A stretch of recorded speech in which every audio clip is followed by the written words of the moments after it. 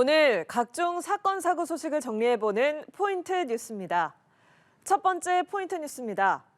추운 겨울 속옷 차림으로 아파트 대피 공간에 갇힌 노인이 20시간 만에 구출된 일이 뒤늦게 알려졌습니다. 노인과 이웃, 경찰의 기지가 한데 모여 큰 사고를 막을 수 있었습니다. 한웅희 기자입니다. 여느 때처럼 집에서 아이를 보던 최희숙 씨는 지난달 1일 창밖으로 수상한 물체를 목격했습니다.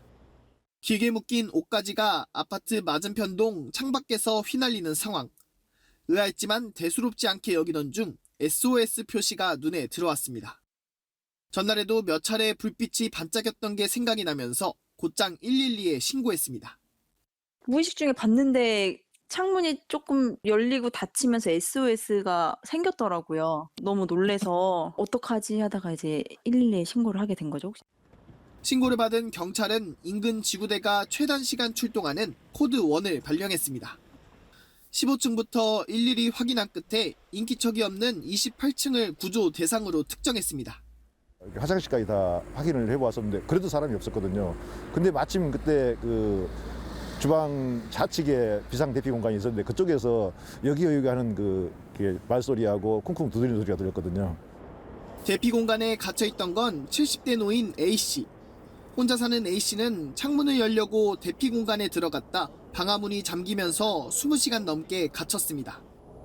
추운 날씨 속옷 차림으로 2평 남짓한 공간에 휴대전화도 없이 갇힌 A씨는 상자를 칼로 긁어 SOS 표시를 만들고 라이터를 껐다 켜는 등의 방법으로 도움을 요청했습니다.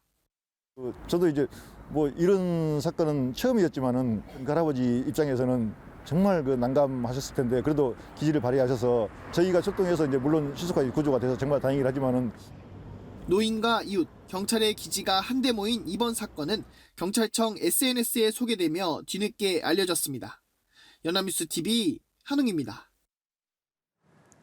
다음 소식입니다. 서해에서 불법 조업이 의심되는 중국 선원 30여 명이 해경에 붙잡혔습니다. 이들은 해상에서 달아나다가 우리 대원들을 향해 흉기를 무차별적으로 휘둘렀습니다. 김경인 기자입니다. 어두컴컴한 밤 중국 어선이 빠른 속도로 달아납니다. 해경이 탐조 등을 비추며 중국 어선을 추적합니다. 정선을 요구해도 멈추지 않습니다.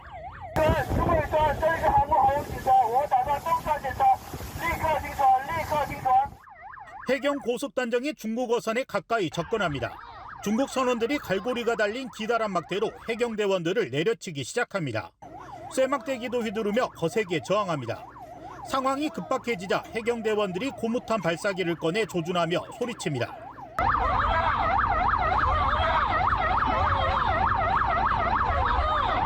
사건이 발생한 건 29일 오후 9시 반쯤.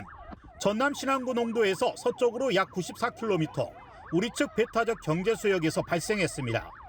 해경은 대치 끝에 불법 조업이 의심되는 125톤급 중국 어선 2척을 납포했습니다. 어선에는 선원 34명이 타고 있었습니다. 당시 야간에 이루어진 검문 검색 과정인데다가 현지 파고가 4에서 6m 정도로 해상 기상이 좋지 못한 상황이어서 자칫 위험한 상황이 발생할 수도 있었습니다. 해경은 선장과 선원들을 상대로 특수 공무집행 방해, 불법 조업 혐의 등에 대해 조사하고 중국 어선들에 대한 단속을 강화할 방침입니다.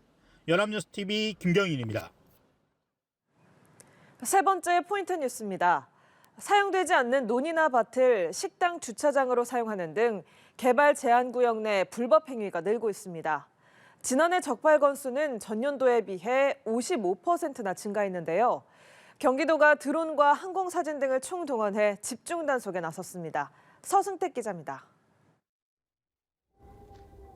경기 의왕시의 한 카페입니다. 카페 앞 마당에 파라솔과 테이블이 놓여 있어 날씨가 따뜻해지면 사람들이 즐겨 찾습니다. 맞은편 100여 평 남짓의 땅은 주차장으로 사용되고 있습니다. 하지만 야외 테라스와 주차장 부지는 개발 제한 구역 내 토지입니다.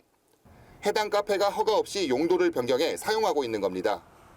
경기 구리시의 한 카페도 필로티 주차장을 불법으로 용도 변경해 카페 공간으로 증축해 사용하고 있었습니다. 이처럼 개발 제한 구역 내 부지를 주차장 등 사적 용도로 사용하는 사례가 점점 늘어나고 있습니다.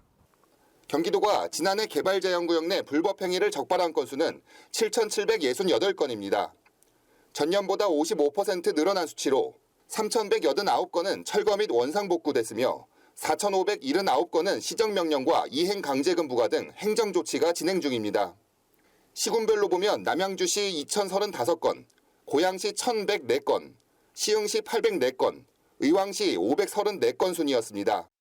적발 건수가 많아진 이유로는 항공사진과 드론을 토대로 한 현장 단속이 늘었고 불법행위 통합 가이드 마련 등 효율적인 단속 체계를 구축했기 때문이라는 게 경기도의 설명입니다. 이제 항공사진 판독을 해서 이제 현장 조사를 나가거든요. 그 시기를 한 6개월 정도 이제 앞당겼습니다. 그러니까 이제 작년에는 5월달, 11월달 이제 1년에 2번 교육도 하고 또 같이 그 단속 요령에 대해서 공유도 했고.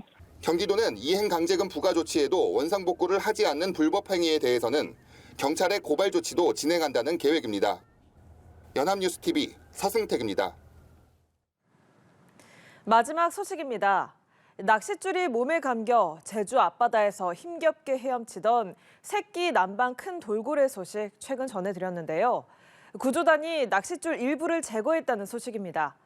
하지만 여전히 꼬리와 주둥이에 낚싯줄이 남아있어 안심할 수는 없습니다. 엄승현 기자입니다. 꼬리에 낚싯줄이 매달린 돌고래 한 마리가 힘겹게 헤엄을 치고 있습니다. 태어난 지 1년 미만으로 추정되는 남방 큰 돌고래 종다리입니다. 헤엄치는 속도가 점점 느려지면서 한 자리를 빙글빙글 도는 이상행동까지 보입니다. 생명까지 위태로운 상황에 구조대원들은 지난 29일 구조작업을 펼쳤습니다. 구조대원들은 길이 2.5m에 달하는 낚싯줄을 제거하는 데 성공했습니다. 낚싯줄이 제거된 종다리는 한결 가벼워진 모습으로 헤엄칩니다. 하지만 아직 꼬리 지느러미에 제거하지 못한 30cm가량의 낚싯줄이 남아있어 안심할 수 없습니다. 또 주둥이와 몸통에도 낚싯줄이 얽혀 있어 종다리의 위험은 계속되고 있습니다. 여전히 종다리 몸에 남아있는 이 낚싯줄을 제거하는 걸 목표로 해서 계속해서 종다리의 건강을 이제 체크를 하려고 하고 그에 맞는 구조 방법을 또 마련을 할 예정입니다. 전문가는 종다리 사례 외에도 바다에 있는 각종 해양 쓰레기로 생물 피해가 계속되고 있다고 지적합니다.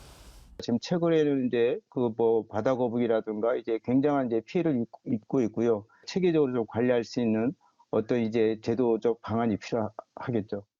구조단은 남은 폐구물을 완전히 제거할 때까지 구조 작업을 이어갈 계획입니다. 연합뉴스TV 엄승현입니다.